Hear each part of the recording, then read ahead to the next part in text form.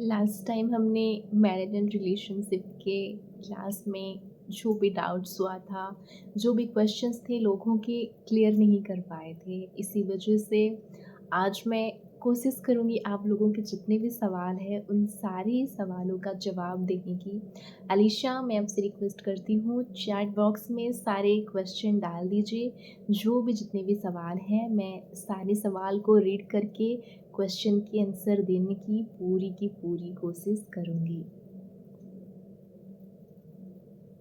जी, जी, जी, अवश्य, अवश्य। आप सभी के क्वेश्चन पढ़े जाएँगे, आप चिंता मत करिए। मैं इसी वजह से दूसरी सेशन में आई हूँ दोबारा से। आप चिंता मत करिए, मैं सभी के क्वेश्चन का आंसर करूँगी डेफ़िनेटली। सचिन जी पूछ रहे हैं कि मैम, मेरा मेरा हाथ मेरी पत्नी पर उठ जाता है बार-बार। मैं उसको मारना नहीं चाहता पर परिवार के सामने विवश होना पड़ता है। मैं अपनी पत्नी से बहुत प्यार करता हूँ पर माता-पिता को बुरा ना लगे इसीलिए मुझे अपनी पत्नी को भला-बुरा सुनाना पड़ता है। हरे कृष्णा। सबसे पहली बात है कि पत्नी को मारना अपने आप में एक बहुत बड़ा अपराध है। मैं आपके सपक्ष में बिल्कुल भी नहीं हूँ। और देखिए, सबसे पहली चीज़ है पत्नी आपकी लक्ष्मी है, पत्नी आपकी घर की शोभा है।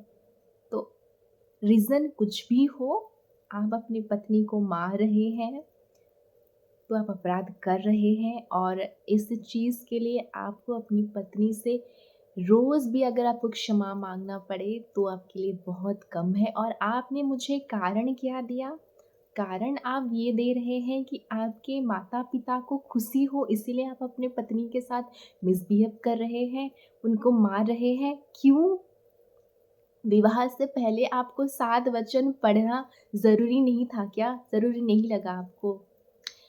आप मेरी बातों को अन्यथा मत लीजिए परंतु इस बात को विचार करिए कि वो एक लड़की है जो आपके लिए अपने पूरे परिवार को छोड़कर आई है, अपने माता-पिता को, अपने पूरे घरवालों को, दोस्तों को, सगी-संबंधी सबको छोड़कर आई है और आपके लिए आपका मार, आपका डाँट सब कुछ सहन कर रही है। ये उसके लिए छोटी-मोटी बात नहीं है।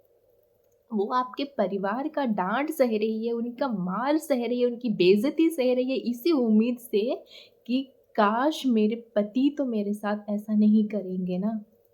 पर आप भी अपने परिवार की ईगो सैटिस्फाई करने के लिए, उनको खुशी मिले, उनका बेटा परिवर्तन नहीं हुआ है ये जताने के लिए, ये बताने के लिए अपनी पत्नी के साथ अगर मिसबिहेव कर रहे हैं, उनको मार-पीट कर रहे हैं तो आप अपराधी हैं। आप मेरे बातों को अन्यथा ले सकते हैं, मुझे उसमें कोई भी क्वेश्चन एंड आंसर करने की ज़रूरत नहीं है, परंतु आप जो कर रहे हैं उस चीज़ को यथाशीघ्र आप रोक दीजिए, नहीं तो जो आपके साथ गलत होगा उसकी भरपाई आप करने में सक्षम नहीं हैं। पत्नी के आँखों की आँसू ना परिवार को तहस-नहस कर देती है और पति का तो सौभाग्य ही खत्म हो जाता है। पति का शुक्र होता है पत्नी। और आपने लक्ष्मी को दर्द देके तो नारायण भी खुश नहीं रह पाए थे। आपसे अगर हो सकता है पत्नी और परिवार को साथ लेकर चलिए, परंतु पत्नी को दर्द देने के अधिकार आपके बिल्कुल भी नहीं है। आप अपने माता-पिता को समझा सकते हैं तो समझाइए, नहीं तो अपनी पत्नी को दर्द देने का या फिर उसको अकेला छोड़ने का अधिकार आपको बिल्कुल भी नहीं है। आप पुनः एक बार विवाह के 7 वचन को ठीक से पढ़िए और मैं सभी से ये निवेदन करना चाहती हूँ, किसी का भी विवाह कराने से पहले, किसी भी पुरुष का विवाह कराने से पहले उसे एक बार अच्छे से 7 वचन को पढ़ाकर समझा देना चाहिए ताकि वो अच्छे से समझें और ये 7 वचन उनको निभाना है और आपको निभाना पड़ेगा अपनी पत्नी के साथ अपने 7 वचन, तभी आप पति कहलाएँगे। पति मतलब रक्षक होता है। और जो रक्षा नहीं कर सकता तो वो पति बनने का योग्य भी नहीं है।